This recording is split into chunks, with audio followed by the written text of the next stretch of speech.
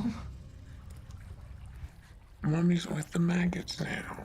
Evil Dead Rise is so far 2023's sleeper horror movie hit. We've seen Deadites in the past and they usually work pretty well, but what about in this film? Is that still the case? Is this the best version of the Deadite we've seen? How scary are they? Why did the Demons drop an album before Frank Ocean? What score would I give them scale of 1 to 10? All will be discussed on today's episode of Villain Review, your favorite weekly villain series, and probably the only one.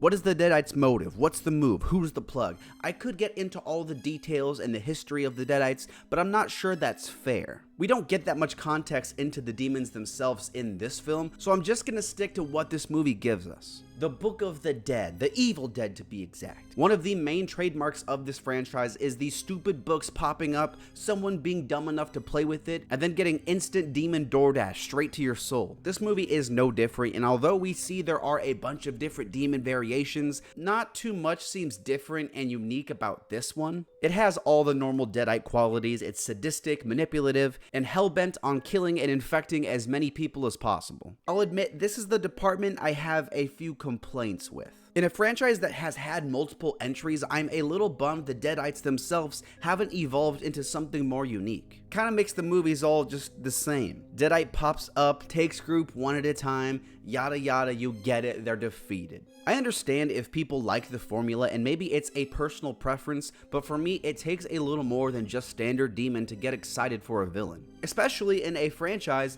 that's been around for quite some time. It's my biggest complaint with the character and really one of my only ones, because aside from that, our villain slaps. Nothing a big ol' hug and kiss from you won't fix.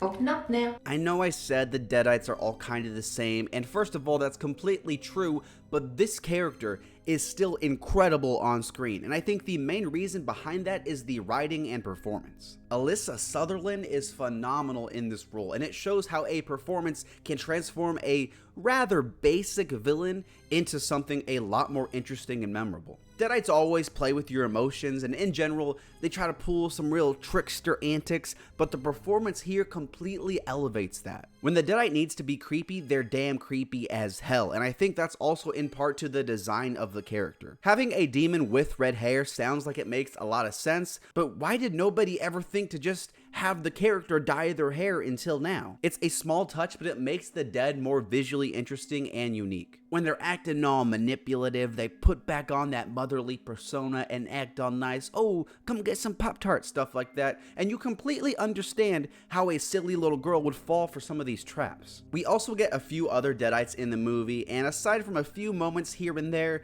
they're really not that memorable to me. They're not bad by any means, but you can feel the difference between them and Mama Deadite. Again, because Ellie Deadite has a way more interesting performance and design. One thing I also kind of like about these things is how they feel pretty well balanced. Them suckers are tougher than a Nokia, but they balance that out by not being too strong, and they still mess up and make mistakes. It makes them feel a little more real to me rather than just being these super soldier zombies running around just until the heroes get lucky. Not like that, like probability, the odds are in their favor. They're not getting lucky with the demons, okay? Not weak by any means, but it helps keep the tension lively as we watch our heroes try to find creative solutions to taking them out. Everybody here dies by dawn, Beth. The movie's pretty good, and it's a short watch too, which means we got to cut out all that fat and just save character development and story. All a movie like this really needs. I actually think the family is set up pretty well in the short time before Ellie gets possessed, but I hate how they find the book, and the vinyl thing is a cool idea, but a little silly the more you think about it. Who pressed the album? Why is it still here? Why not destroy the thing? Once Ellie gets possessed though, she dominates the movie. Every scene is just creepy, and it's shocking to me how this movie has barely been out, but yet so many lines and moments have stuck with me. The bathroom scene is freaky as hell, going back and forth between calm and screaming, motherly and demonic. It's a crazy scene. Everything in the peephole is like 10 out of 10 horror. It's innovative, unique, memorable, and visceral as hell. It makes you fear this thing so much more, and it's done in a really cool way visually. Good lord, dude, some of these kills are insanity, but in the best way possible. One of the most fresh and cool scenes I've seen in a horror movie in a while. I will say though that the ending is a little anticlimactic for me, only because the film's best character, Deadite Ellie, kind of sits it out, and our final boss is kind of just like, meh. I think what makes this one and other Deadites good is the personality, and when you largely strip them away of that, it makes the character a lot more generic. It's a bit of a bummer, but the rest of the movie, Ellie's screen time, is what makes it work, and quite frankly, worth watching.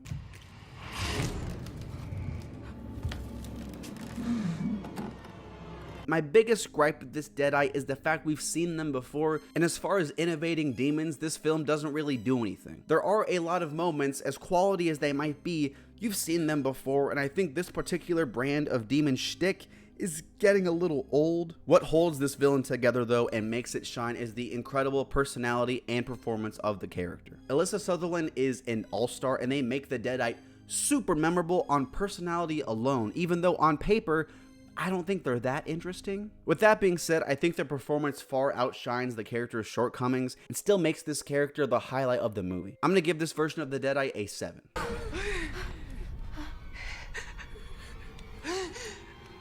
It's in me. Thank you so much for watching Villain Review. I make a new one every single Monday, so make sure you subscribe. You don't want to miss a single one. We got some really good ones coming up, trust me.